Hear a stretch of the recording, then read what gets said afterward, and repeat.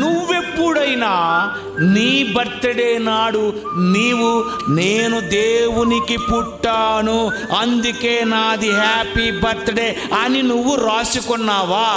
Birthday పుట్టిన దినమని ఆనందించావు తప్ప దేవునికి పుట్టానని కానీ నీకు నిజంగా తెలిసిపోతే నువ్వేమని చెప్పుకుంటావు? హ్యాపీ బర్త్డే చేసుకున్నావు. ఎవరికి పుట్టావు అన్నది చెప్పుకోలేదు, పుట్టిందేనా అని చెప్పేసుకున్నావు. అదే నువ్వు ఎవరికి పుట్టావో తెలిసిపోయింది అనుకో, లోకమంతటికి చెప్పేస్తాను ఏమని? దేవునికి పుట్టానని, నేను దేవునికి పుట్టానని, నా తండ్రి దేవుడు, దేవునికి పుట్టాను నేను.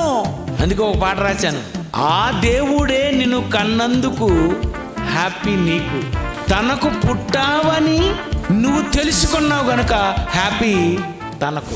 ఆ దేవుడే నిన్ను కన్నందుకే హ్యాపీ నీకు,